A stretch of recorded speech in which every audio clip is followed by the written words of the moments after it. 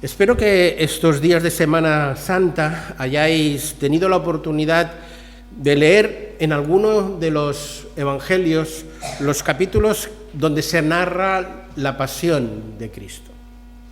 Yo lo he hecho en el Evangelio de Lucas y quisiera compartiros mediante una serie de contrastes entre lo que se ha denominado el Viernes Santo y el Domingo Santo o el Domingo de Resurrección. ¿Qué contrastes hay allí? Viernes, aparente derrota. Domingo, tremenda victoria. Viernes, los discípulos decían: nos hemos quedado solos, Jesús ha muerto. Domingo, el Señor se para en medio de ellos y les dice: paz a vosotros. Viernes, la tumba sellada. Domingo, la piedra removida. Viernes, el cuerpo de Jesús yace muerto en la tumba. Domingo, la tumba está vacía, Jesús vive. Viernes, los soldados hacen guardia ante la tumba. Domingo, los ángeles guardan la tumba vacía. Viernes, un espectáculo dantesco en el Gólgota, en el Calvario.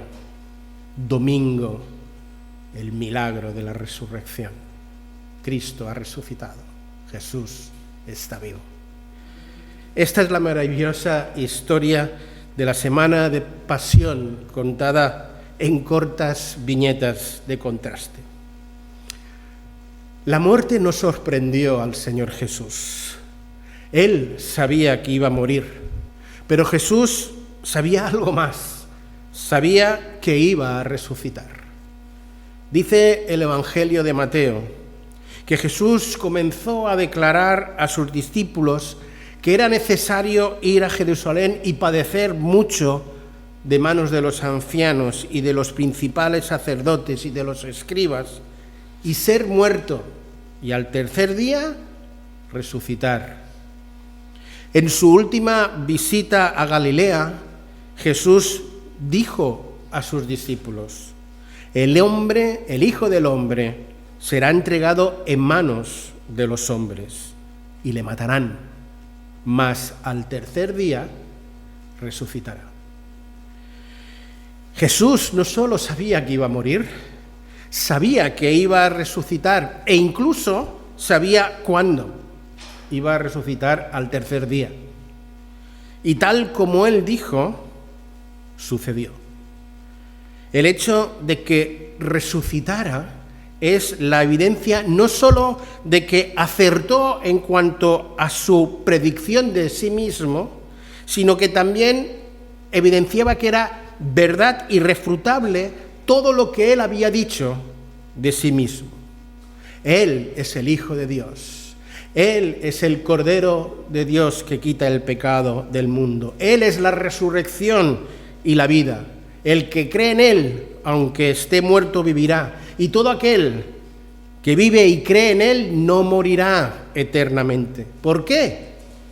Porque Jesús resucitó, porque Jesús vive, porque Jesús venció al poder de la muerte. De las tres grandes religiones monoteístas que existen, la judía, la musulmana y la cristiana, solo una, la cristiana, reclama que la tumba de su fundador está vacía. La tumba vacía es el testimonio silencioso de que Jesús resucitó.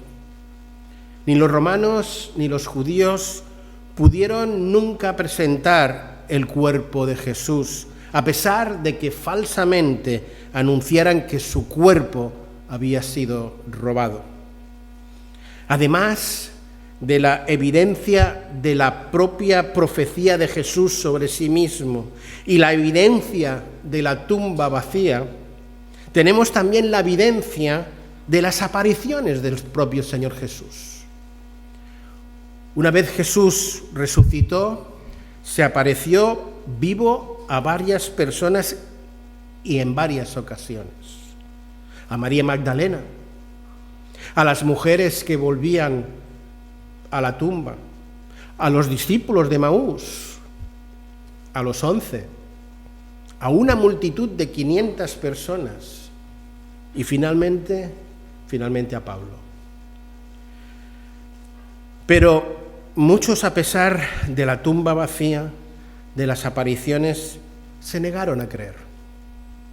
Y su incredulidad no fue a causa de la insuficiencia de evidencias de la resurrección, sino a pesar de la abundancia de ellas.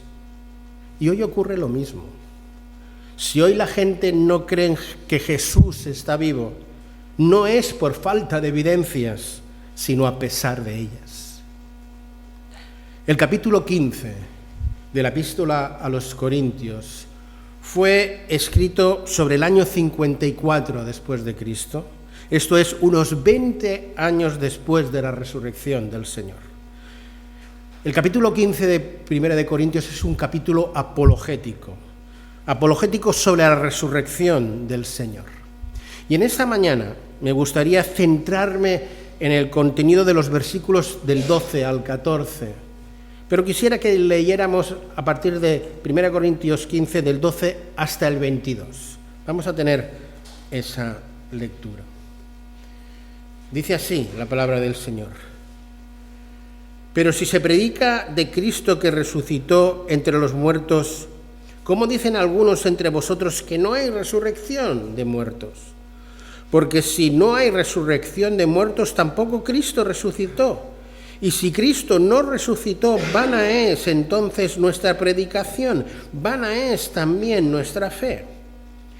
Y somos hallados falsos testigos de Dios, porque hemos testificado de que Dios resucitó a Cristo, al cual no resucitó, si en verdad los muertos no resucitan.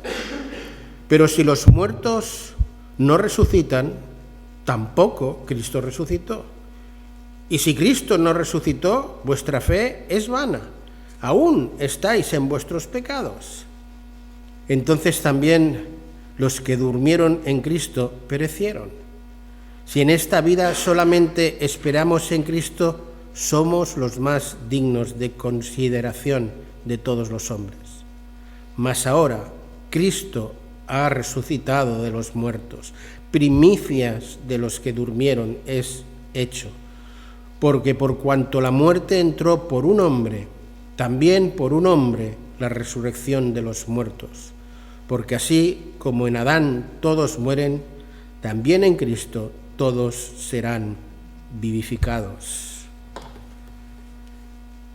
En los versículos anteriores a los que he leído, encontramos que Pablo nos especifica, nos dice cuántas personas Jesús se había aparecido vivo.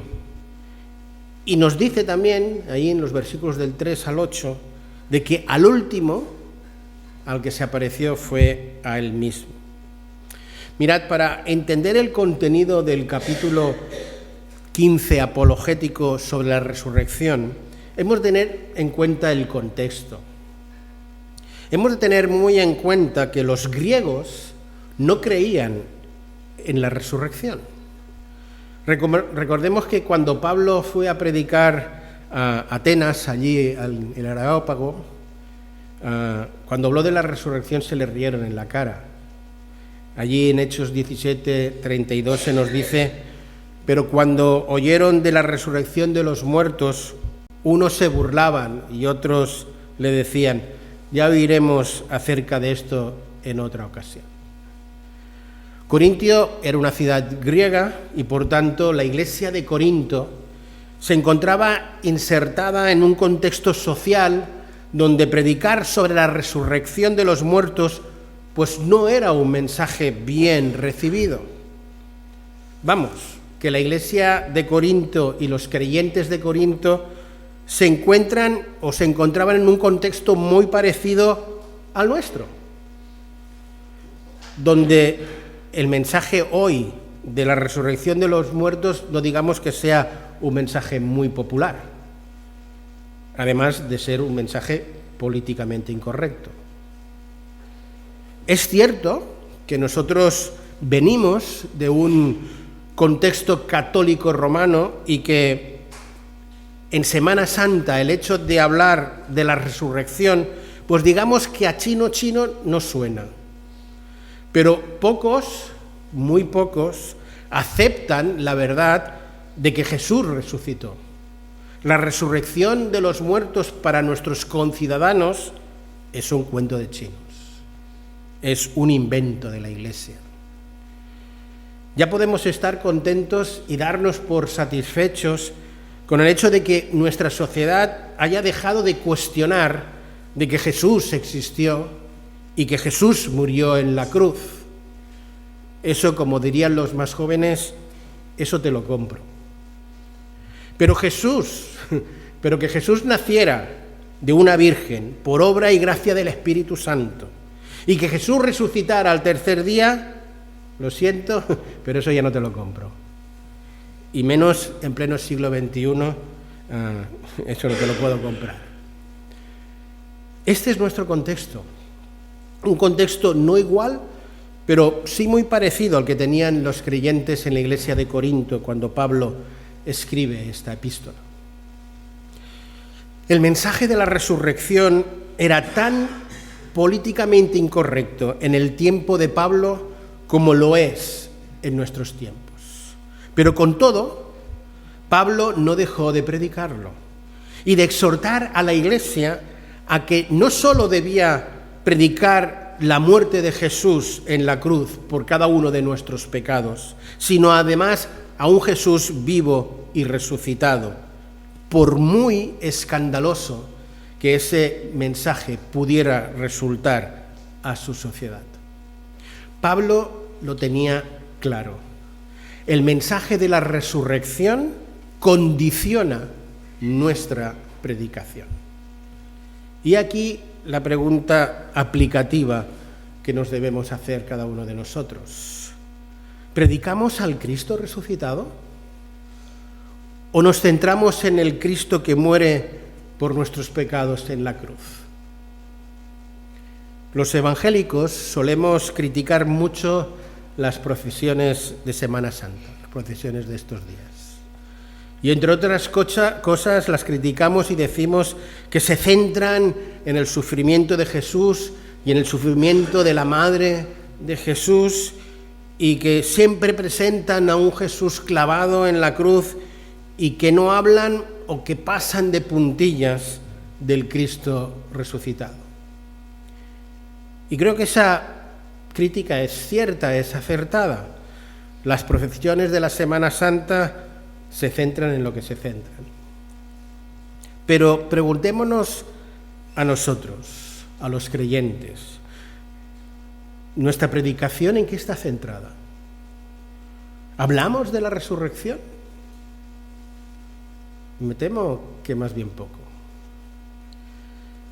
Creo que cuando predicamos el Evangelio a nuestros amigos, a nuestros vecinos, a nuestros compañeros de trabajo, les predicamos el Cristo crucificado, a ese Jesús que por amor a cada uno de nosotros pagó con su vida el precio de nuestros pecados en la cruz. Pero pienso que somos pocos los que damos el paso de predicar que Cristo no solo muere en la cruz, sino que al tercer día resucitó y que Jesús vive y está vivo. Jesús no solo vive en nuestro corazón, sino que Él está realmente vivo en el cielo y como hace 2 semanas vimos, está sentado en ese trono al control de todas las cosas. El versículo 14 de nuestro pasaje dice: y si Cristo no resucitó, vana es entonces nuestra predicación, vana es nuestra fe. Pablo nos dice, si Cristo no resucitó, ¿qué es lo que predicamos? Si Cristo no resucitó, ¿en quién podemos confiar? En este pasaje apologético sobre la resurrección se nos muestra la verdad incuestionable de la resurrección de Cristo y cómo esta verdad incuestionable de la resurrección de Cristo debe proporcionarnos a ti y a mí seguridad. Seguridad en una predicación con contenido y seguridad en una fe con fundamento. En primer lugar, a ti y a mí, la verdad incuestionable de la resurrección nos debe traer seguridad en una predicación con contenido. Pablo nos hace ver que si nuestra predicación no es una predicación hueca y sin contenido, es precisamente por el hecho de la resurrección. Es evidente que el mensaje de un Jesús que muere en la cruz, pagando el precio de nuestros pecados, es relevante. Pero el mensaje de la resurrección es trascendente. Si Cristo muere, pero no resucita, de poco, o podríamos decir de nada, sirve esa muerte. Nuestra predicación realmente carecería de contenido, de ese contenido transformador y liberador, sin el poder de la resurrección. La muerte es una derrota. La resurrección es la victoria. La aparente derrota de Jesús muriendo en la cruz se vuelve en una gran victoria cuando al tercer día Jesús resucita. Sin la resurrección no habría victoria. Sin la resurrección no habría poder en nuestra predicación, pues sería una predicación carente de contenido. Pero si la predicación del Evangelio tiene poder liberador, tiene poder transformador, es porque Jesús muere en la cruz en mi lugar, pero también porque la tumba está vacía, porque Jesús resucitó, porque Jesús vive, porque la resurrección trae liberación, trae victoria. Nuestra predicación encuentra su total plenitud, el máximo de su esplendor, el máximo de su poder, gracias al mensaje de la resurrección de Cristo.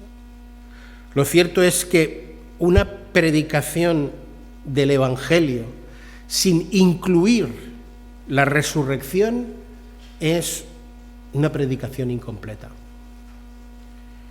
Si el mensaje del Evangelio aporta esperanza, aporta seguridad, aporta liberación y transformación de vida, es gracias a que nuestro mensaje contiene la verdad de la resurrección. Por tanto, no cometamos el error que cometen las procesiones de Semana Santa, que solo presentan a Jesús sufriente, a un Jesús clavado en una cruz.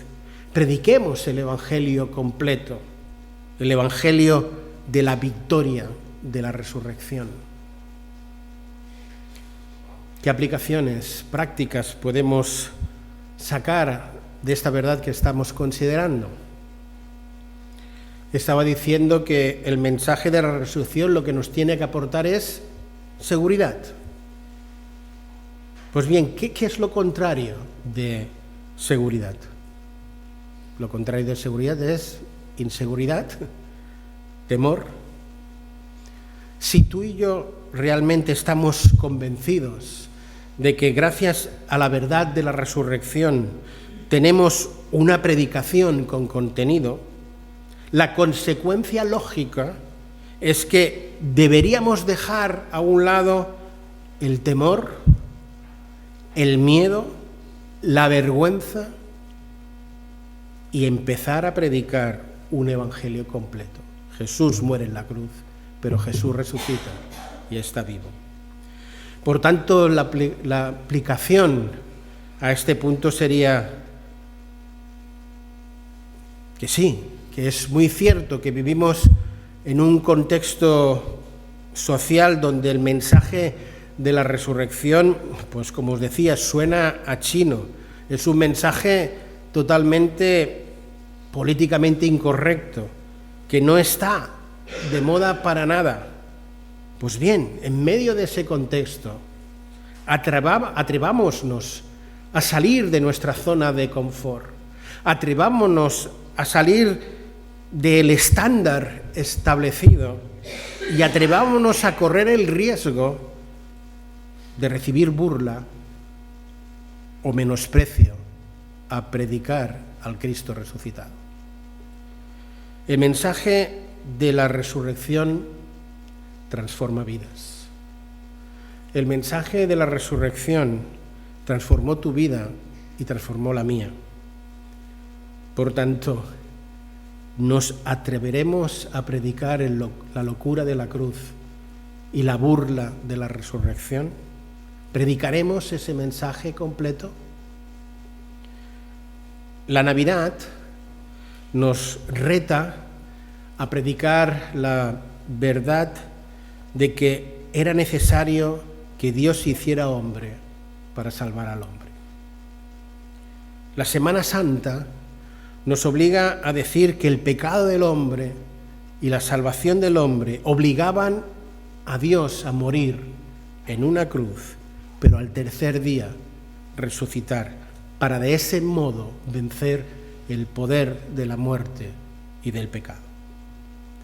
La Semana Santa nos reta a predicar que Jesús fue clavado en una cruz para pagar el precio de tu pecado y el mío.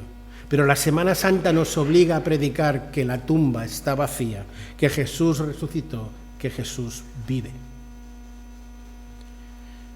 Pablo, en este capítulo apologético sobre la resurrección, no solo nos dice que la resurrección de Jesús para nosotros tiene que aportarnos seguridad en cuanto al contenido de nuestra predicación, sino además que debe aportar seguridad a una fe con contenido. Y si Cristo no resucitó, vana es entonces nuestra predicación, vana es también nuestra fe. Si hubo algo que hizo tambalear la vida de los discípulos de Jesús, fue precisamente la muerte de Jesús. Esa muerte hizo tambalear su fe. Fijemos lo que nos dice la Escritura en el capítulo de Lucas 24, donde se nos relata el encuentro de Jesús con dos discípulos que iban camino a Emaús. Jesús había resucitado, pero estos discípulos, aunque habían oído que algo había ocurrido, no se lo creían. Lo que sí creían es que Jesús estaba muerto y bien muerto. Ellos habían depositado su fe en Jesús, pero ahora su fe se tambaleaba. El versículo 21 de Lucas 24 dice así: ellos hablaban con Jesús y le decían: pero nosotros estábamos esperando que Él era el que había de venir, el que había de redimir a Israel.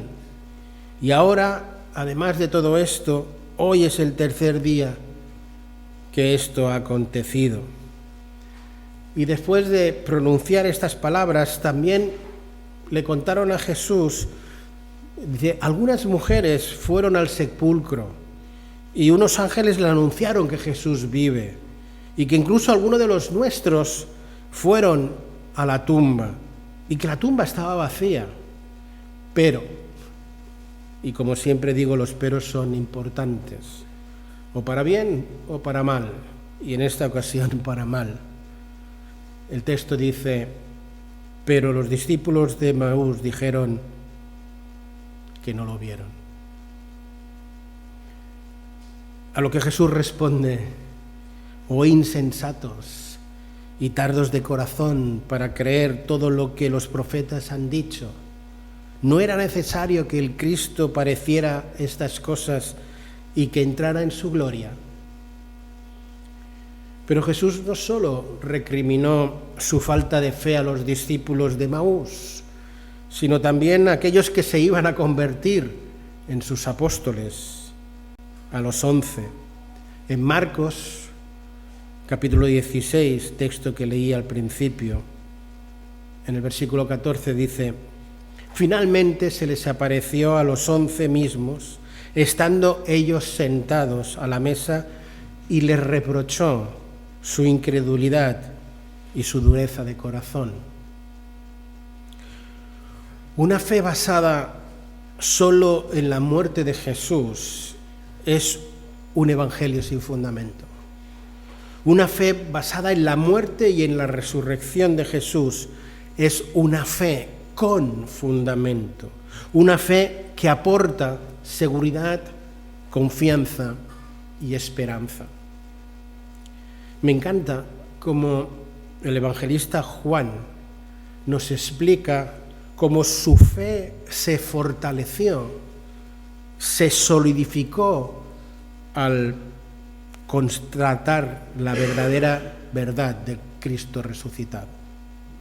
En el Evangelio de Juan, en el capítulo 20, en el versículo 8, leemos lo siguiente.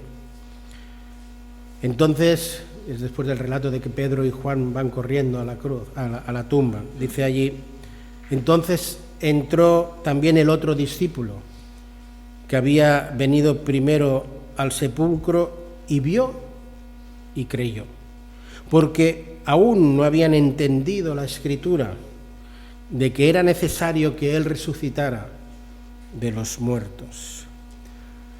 El texto nos dice que Juan, que era el otro discípulo que había ido corriendo al sepulcro con Pedro, creyó cuando vio la tumba vacía. Y después nos hace ver cómo la fe de los discípulos se fundamentó, se solidificó con la verdad de la resurrección. Yo quisiera que os preguntarais, ¿qué fue lo que hizo que unos discípulos cobardes, que huyen por patas después de la muerte de Jesús, que se esconden en una casa en Jerusalén con miedo de ser encarcelados y también ellos muertos por ser seguidores de Jesús, de repente se convierten en héroes de la fe con una predicación que cambia el mundo? ¿Qué ocurre? La respuesta no es otra que la certeza de que Jesús había resucitado, de que Jesús estaba vivo, que Jesús había vencido el poder de la muerte y que con ello evidenciaba que todo lo que Él había dicho de sí mismo era cierto. Y es por ello que el Cristo resucitado, antes de ascender a los cielos, los comisiona a los 11. Los envía a predicar y a hacer discípulos. Y les dice: toda autoridad, toda potestad me es dada en el cielo y en la tierra. Por tanto, id y haced discípulos a todas las naciones, bautizándolos en el nombre del Padre, del Hijo y del Espíritu Santo, enseñándoles que guarden todas estas cosas que os he mandado. Y he aquí, yo estoy con vosotros todos los días hasta el fin del mundo. Amén. Como os decía, el versículo o el capítulo 15 de Primera de Corintios es un capítulo apologético sobre la resurrección de Jesús. Pero para mí, una de las mayores pruebas apologéticas de la resurrección, una de las mayores evidencias que pueden haber, además de las ya presentadas, lo que Jesús dijo de sí mismo, esa tumba vacía, las apariciones de Jesús, es la transformación que experimentaron los discípulos de Jesús.